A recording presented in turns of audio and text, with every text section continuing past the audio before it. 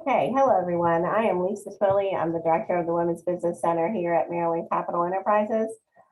We are a nonprofit based here in Salisbury, Maryland. We service all the Eastern Shore of Maryland. We also have an office in Baltimore City that services Baltimore City, Baltimore County, and Anne Arundel County. We assist entrepreneurs that are getting started in business or if they're trying to expand. We do business consulting, marketing consulting, training classes such as this. All of our services are free, and we do micro and small business loans. So if you need any assistance from us or would like more information, I'm going to put my information in the chat, and I'll put the website in the chat as well. We do have a couple of classes coming up. May 11th, it's Let's Talk Funding with MCE. Tells you a little bit more about our different types of loans that we have, and then 5 C's of credit. We do have some June classes coming up. They should be listed on here by tomorrow. So you'll be able to check out our website and see those as well.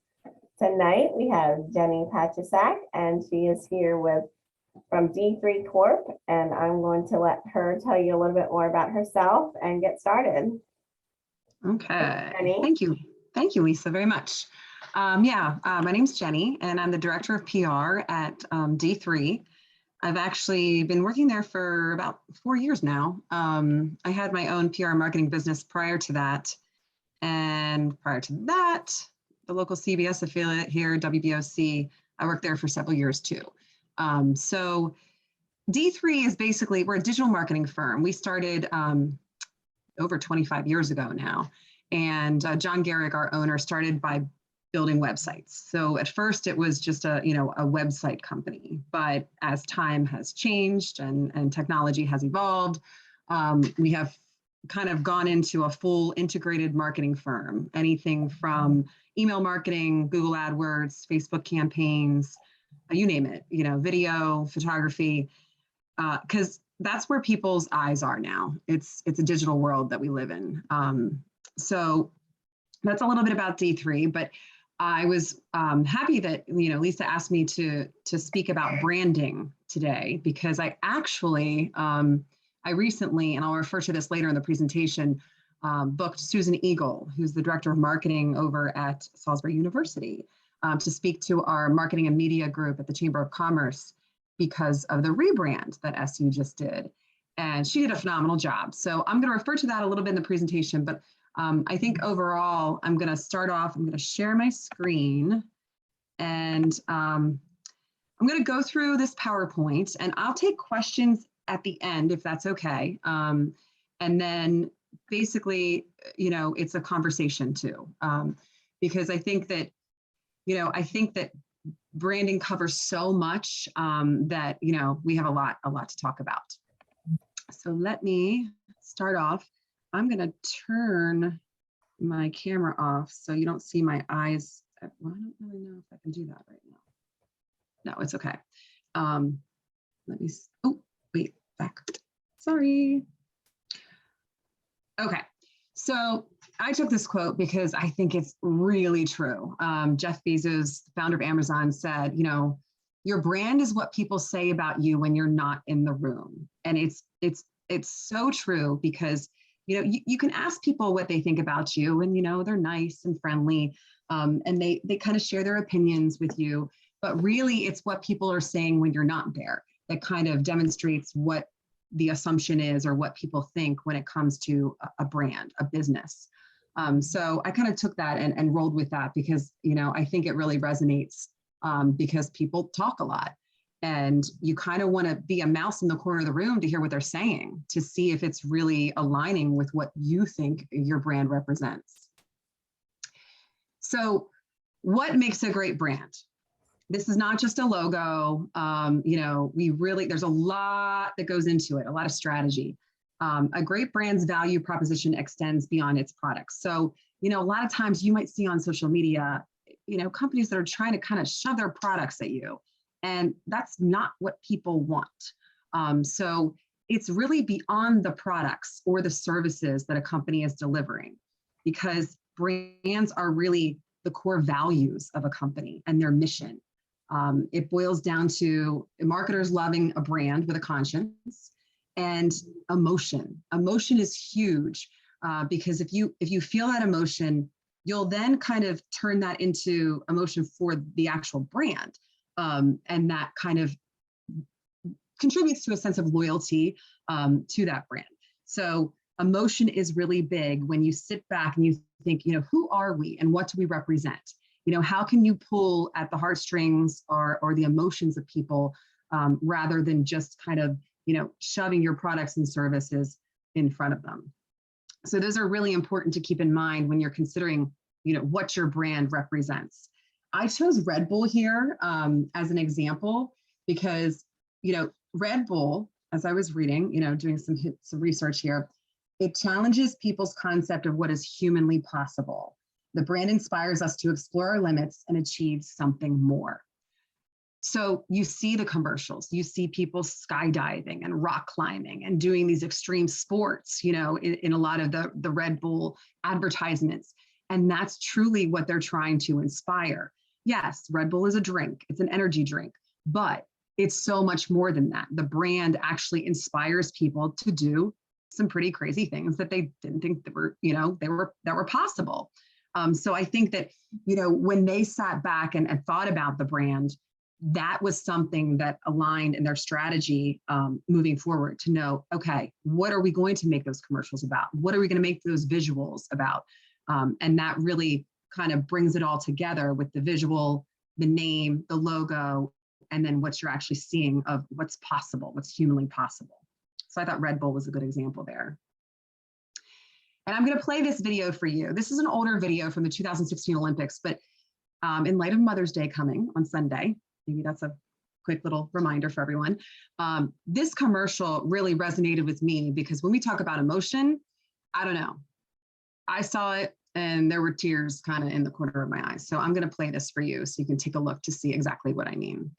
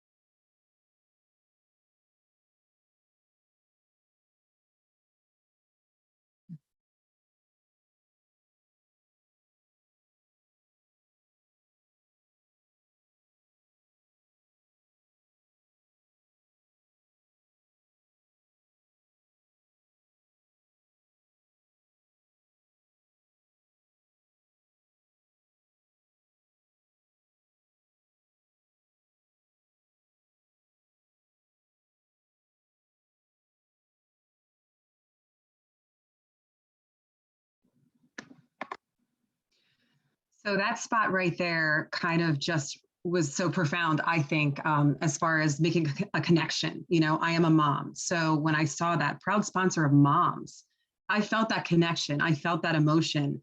And that's powerful. That's a really, really powerful tool, from the music to how they kind of produce that commercial with the Olympics. So, you kind of have to look at your partners too, to see what kind of strong partners you have in order to deliver some of those messages. Let me move on to the next one. Okay, the other thing about branding is it's not all about advertisements. American Express Open Forum, this is actually, I don't know if everyone's familiar with this. It's an online community that American Express initiated to help with small business owners about, advice for connections to help them grow their business, financial advice. So basically, American Express wasn't trying to say, you have to do business with us. They provided this open forum, this online community, to just give advice and tips to these local business owners to help them grow their business. Whether they decided to partner with American Express or not, that was basically something that they said, we want to help people help themselves. And I think that that's really important because that's another connection that people will have.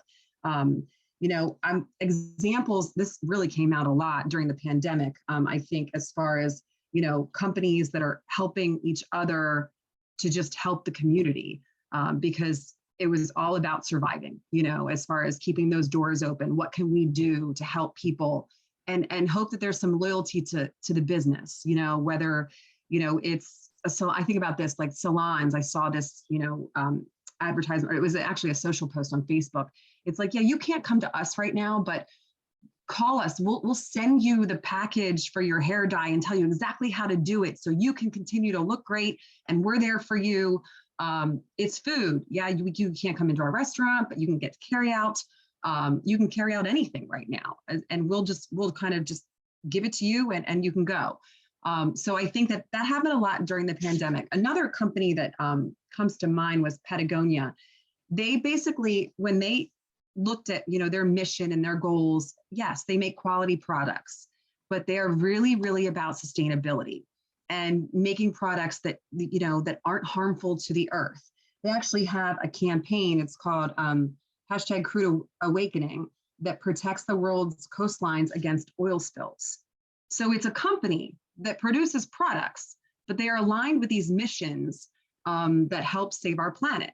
And people who are, care about, the globe and the world around them and saving our planet are going to really connect with that and say, you know what, I like that company. I like their mission. I like their products because they're quality. I'm going to be a customer of theirs. So I think, there's other companies that have aligned themselves with,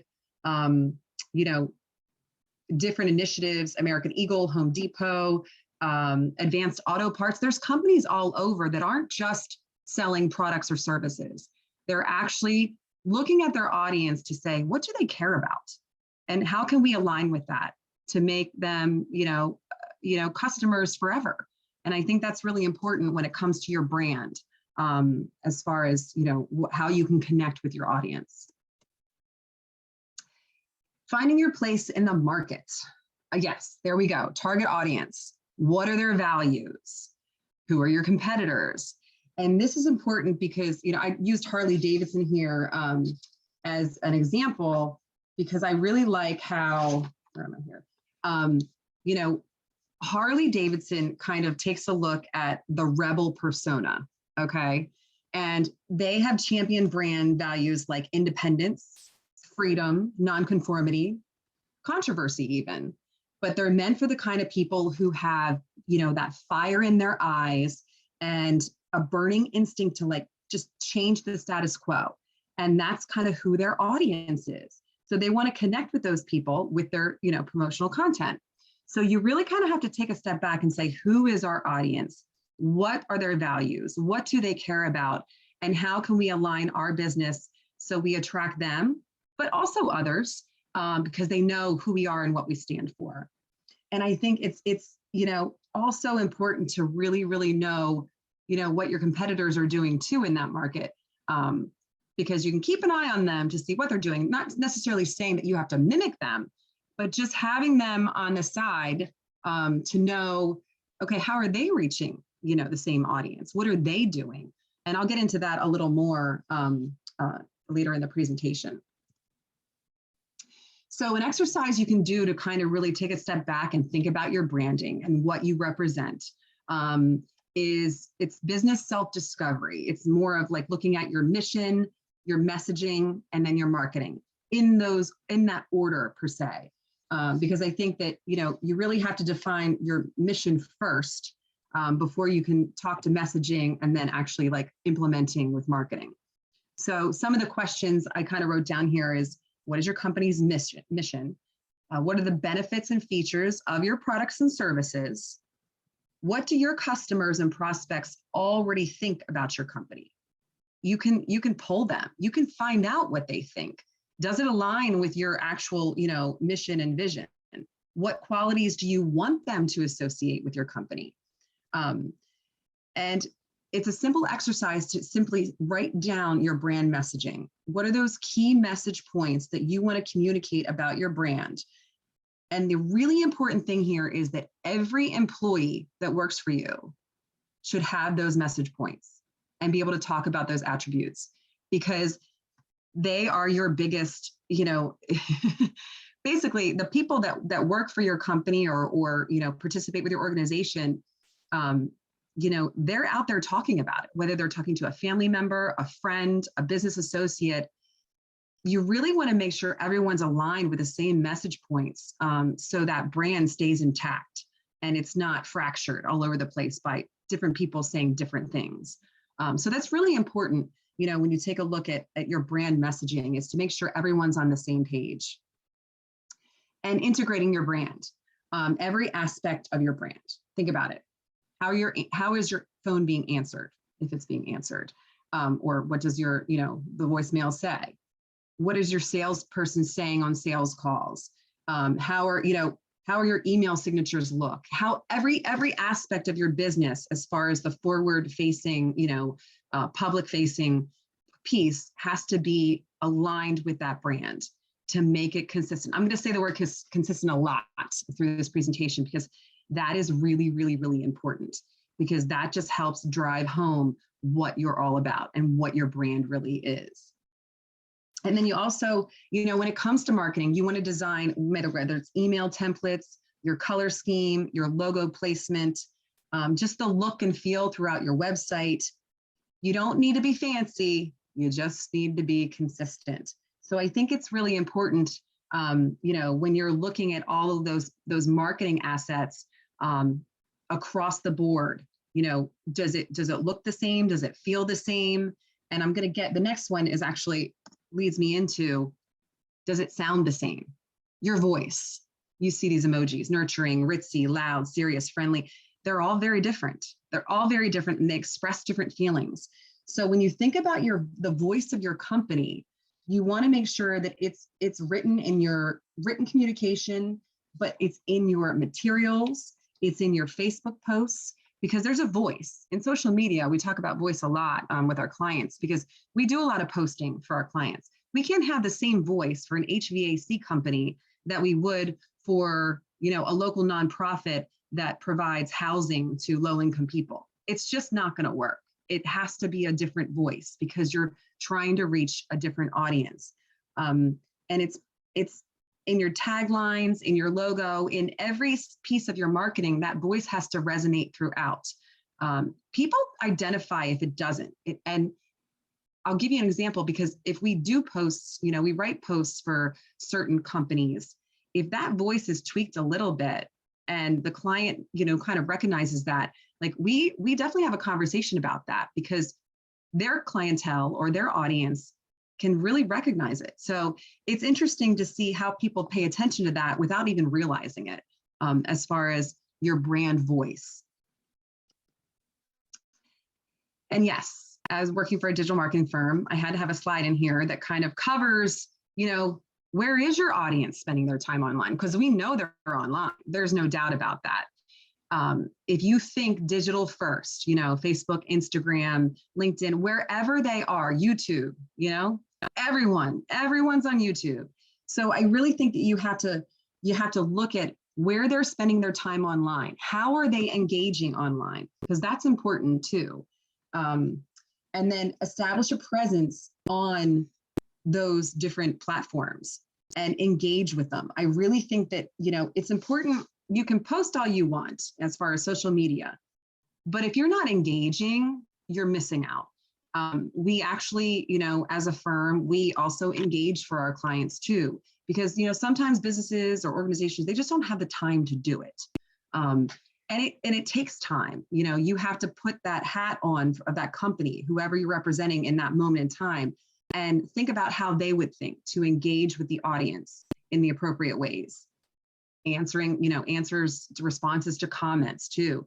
One of my expertise is crisis management. So if someone has a complaint about something, how do you respond to them? How do you try and save that customer from leaving and bashing you all over the place on different platforms? Saving that reputation is important, and it's how you interact and engage with them. So really looking at all of the digital platforms and seeing where your people are, and that's where you want to be. Of course, you want to have a presence there. So the customer experience is really important too. And I say this, I know, I'm not trying to bash Comcast at all. I'm really not. I just use this as an example because I saw someone bashing Comcast on Facebook and, how it's handled. What do you want people to say about you? And that post-sale customer service piece is important. The branding is, that's important to your brand too, because, okay, you made the sale, great, have a nice day. No, it doesn't stop there. You really have to follow up and make sure the support and the service is there. It's just as important as that sale. So I think that, what people say about you is, if they're mad because they're not, happy with their service, they're just going to go off, and people they have a short fuse nowadays, and everything's so fast that they don't think twice about putting, a negative review or a post on social media or anywhere for that matter, and talking, negatively about your brand. And it tarnishes it. It really does, because other people weigh in, other people hear it. So I really think that customer experience, that voice, the way you talk to them, how you handle the situation, even down to your processes internally, like, what is the process for handling an unhappy customer? How can we make this better? And turn that into, a 5-star review if possible. You just never know. You never know. You don't want to ignore any of that. Customer experience is very, very important to your brand as well. And then keeping tabs on your competitors. I love this line. Marketing is all about learning from past mistakes, yours and someone else's. So this is important because everyone's going to make mistakes, and you want to learn from them. And you do want to learn from your competitors' mistakes too. You can also learn from, their successes as well. I made these bullet points: scan the area, kind of look at the market. Who is your audience? Who are your direct competitors? How are they a direct competitor? Are they a secondary competitor? Or are they just kind of in the market lurking and could be a potential partner or a threat? So kind of really scanning the whole marketplace to see who your competitors are and what they're doing. Take a look at what they're doing. Play customer for a day. Go in the store, try and shop online, go to their social media accounts, check out their Twitter, just kind of like take a look at the whole atmosphere around that company to see, how are they doing? How many likes do they have? Not likes, followers, whatever it is, kind of, do some analytics on, their performance, whether it's social, whether it's their website, go through their website, navigate it as if you were a customer, and see how easy or how difficult that was. Because you can see the easy parts and learn from that and say, hey, maybe we should add something to our website that allows people to go directly to a form to fill out information and leave their email address. So then we capture them as a lead. Play customer for a day. It doesn't have to be that sneaky, you could maybe end up purchasing something. I don't know. Check their bones. How big is their staff? What does it look like? Do they work with third-party vendors? Do they have subcontractors that they work with? That's kind of what I mean by check their bones. Like, what does their, the structure of their organization look like as far as their staff? And then I'm sure we all know what a SWOT analysis is. We look at the strengths, weaknesses, opportunities, and threats. Basically, definitely want to do it for yourself and your organization and your business, but you can take a look at that SWOT for your competitors as well, and then grow from there. if there is some kind of threat that you see on them, you can take the opportunity to try and navigate that to provide a better quality, whatever it is, to the marketplace. Because if something isn't going right over here for this business and you basically have the same audience, you can make it right for them to diverge over to you as a customer, if that makes sense. Lots of words. And I think this is actually one of the more important slides too. Your brand is your promise. You need to be true to your brand and be consistent. These are all obviously, very popular brands out there. But I think it's important that, you make a promise to your customer. And if you can't fulfill that, then basically you will lose them. They won't refer you to someone else. And that happens, they won't return either when you don't actually deliver on that brand promise that you're making. So make sure that the promises you're going to make, you can keep, and being consistent. Like I said, that, this involves everything that I talked about today, and I think that if you can do this, your attempts at establishing a brand, you'll succeed. If you can't do this, they will fail. Because inconsistency is just, people aren't down with it. They just, if it's all over the place, they just can't find that connection and they can't engage with you. So I think that that's really important on delivering, on your promises that you make as a brand, when you sit back and say, what is that we can deliver? And I think, just like I said, SU, this, it's actually on the SU website, this page is awesome. It breaks down basically how Salisbury University and the team went through this process to create the Make Tomorrow Yours brand. Everything from an elevator pitch to brand guidelines to here's examples of graphics you can use if you want to use this brand. Because basically what Susan Eagle said was, it's not just the marketing team for SU that created this. They engaged with everyone on campus, leadership, students, parents, community members, businesses, to say, what are we? Who are we? How do we connect with everyone? And what message will resonate with everyone that will represent what Salisbury University is? To recruit, of course, but also to just be a presence here in Salisbury, whether it's with businesses, families, people just coming to events on campus that have no connection really with the campus at all. This page right here is really, really helpful if you're looking at establishing a process for creating a brand, because it really breaks it down step by step and shows you what Salisbury University did in order to come up with Make Tomorrow Yours. And they hadn't done a branding exercise for years and years and years and years. So it's kind of like they were starting from scratch. And that's a beautiful thing, because you don't have to try and keep the people who love the old branding engaged, and then attract new people with the new branding and kind of, work that out. It's like a juggling act sometimes when you rebrand per se. So I just wanted to share this because I know there's some students here, but Sue Eagle really did a really good job of explaining the process of rebranding the university, and how it takes a village, really. It takes everyone to buy into it, because if people don't buy into it in your organization, even surrounding your organization, it's just not going to be very successful in whatever objectives you have. So I wanted to share that too. And I'm at the end of my piece because I was hoping there would be some questions that I could answer for anyone who's out there right now. And you can simply, turn on your microphone and ask, or you can put it in chat.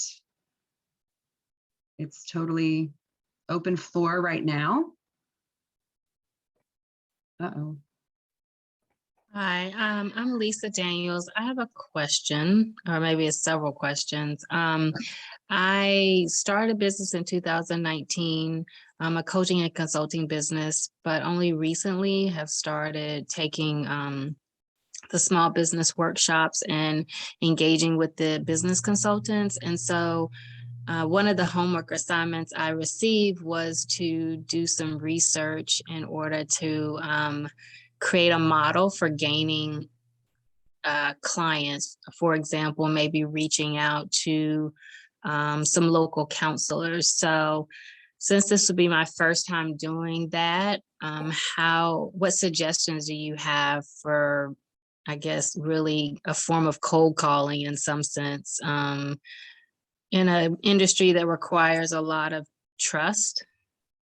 Okay, and the business is, do you mind sharing what your business is? It's called Lionheart Society.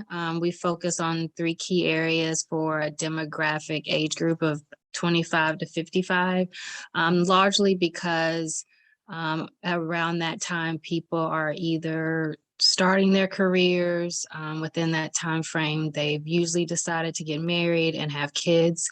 So it's creating different platforms to help those individuals be successful, with the end goal of keeping a family together once the parents have been married. Okay, and you're cold calling whom? You're cold calling to see who your customer, your audience is, or people to help support your organization with counseling? I was a little confused about that. Calling for example, the counselors to see if they have coaching referrals, because coaching is not counseling, but there's overlap because the coaching looks to the forward or futuristic. For example, if somebody wanted to gain confidence in order to move to another job or another industry, but they are kind of stuck, coaching would facilitate that process. Okay.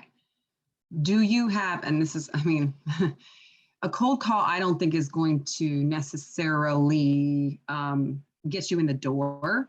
I think I don't know if you have the time, but I think personal one-on-one meetings, because I think, and maybe I'm not understanding entirely, but I really think it's more relationship based. So I think that, a personal connection with these people would be more beneficial than, just picking up the phone and calling, as far as the coaches or the counselors are concerned, if you can get time with them. I think that in that area, it is about relationships. And so I think that, I don't know if I'm answering your question, but I really don't see I agree. Yeah, cold calling is, you could make 20 phone calls and just feel defeated if you can't seem to get someone's attention because they're busy, they're multitasking, stuff like that. I do really think in person or even, virtually, to connect with them would be more beneficial for you. Okay, thank you. Mm-hmm. Anyone else? Questions? Do we have other businesses here, other brands? What kind of markets are represented as far as the attendees are concerned? You can put it in the chat too.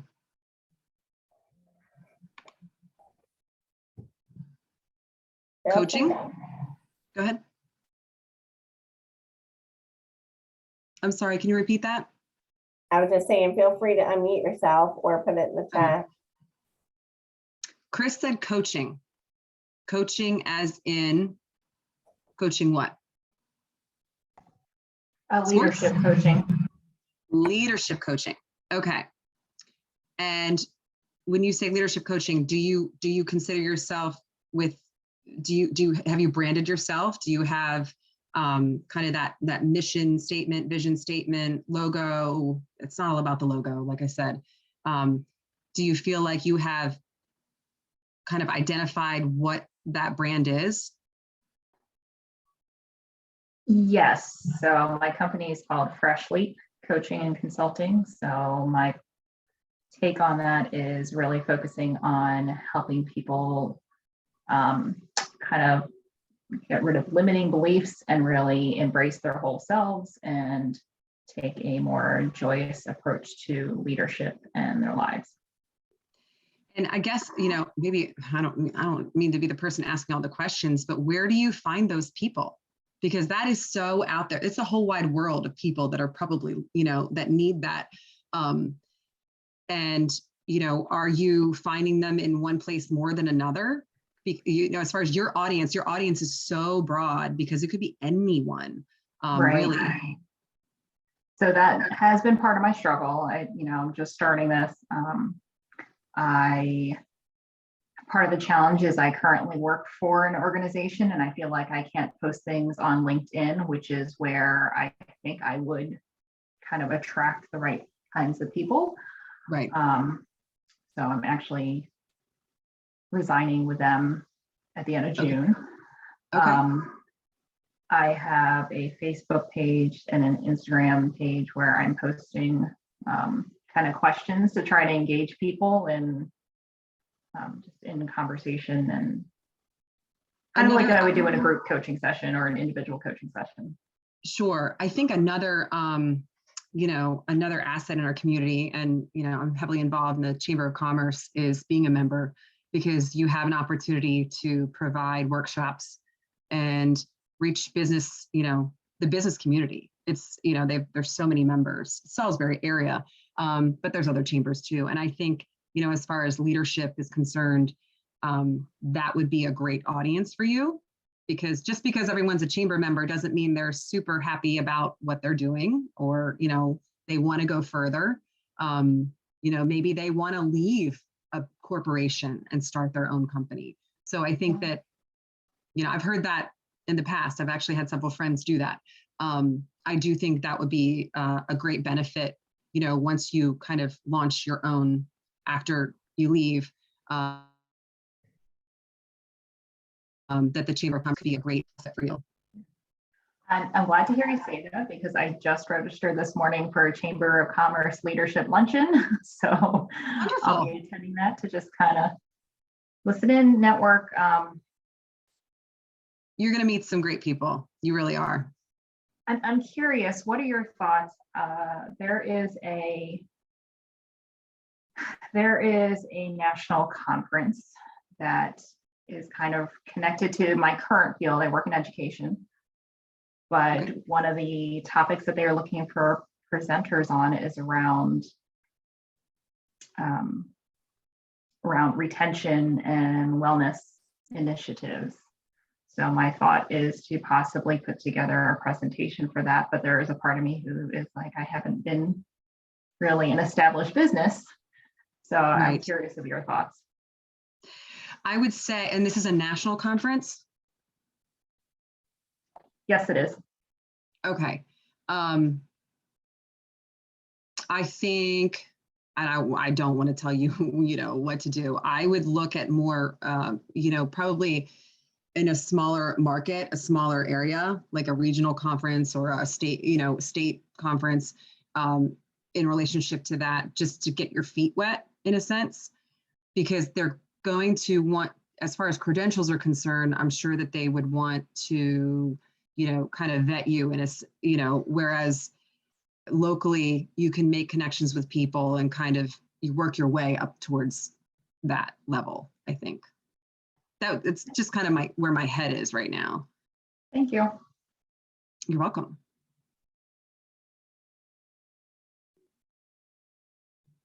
Anyone else? What time is it? Oh, it's 7:08. Yeah, we do have time. I mean, my information's on the screen, and if you don't want to share in front of the whole group, you can email me. That phone number is the D3 office number. I wasn't going to put my cell phone number, but the email is probably the best point of contact for me, because I'm not in the office right now. I'm not always in the office. I'm out and about a lot. So really connecting with me on email, and then we can talk on the phone. I would be happy to give my cell phone number out.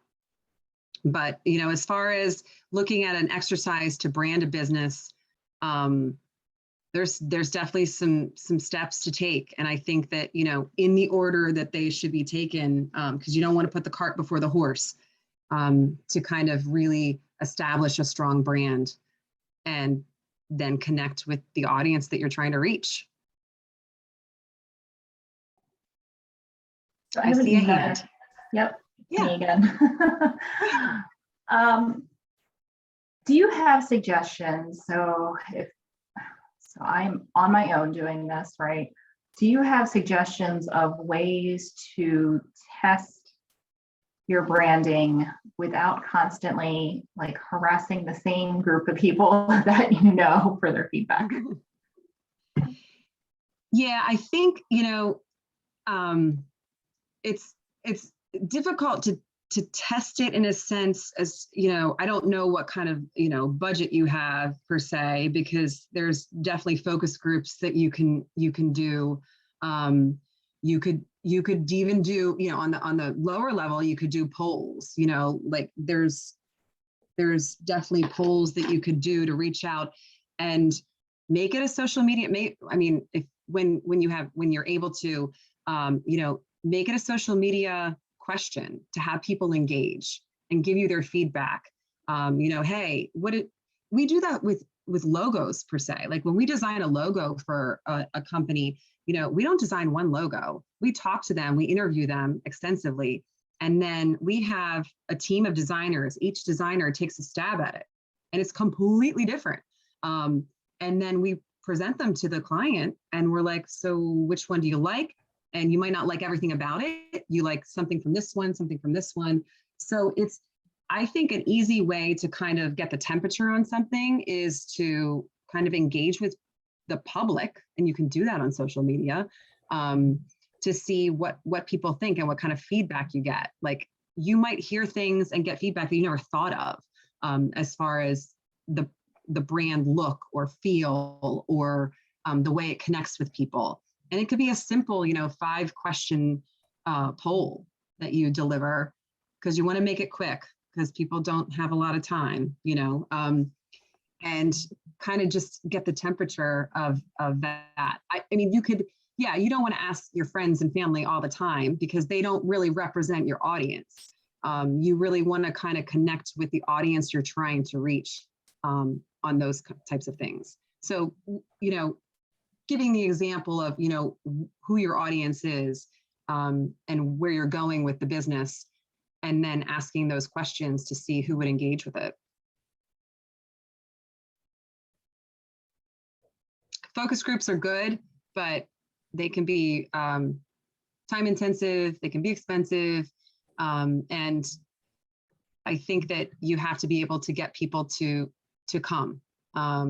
A lot of people pay people to come to focus groups to answer questions. Yeah. Thank you. You're welcome.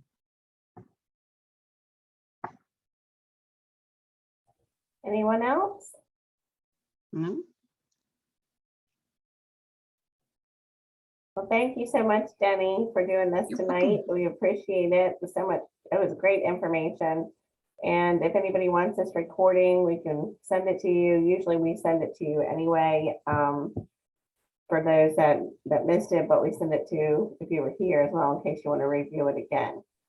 So hopefully you can join us for more classes. And we thank SU for partnering with us on this and other classes. We had one last night as well, and it was a good turnout. So keep coming, guys. Keep coming to the classes and learn what you can, especially for free. Yes.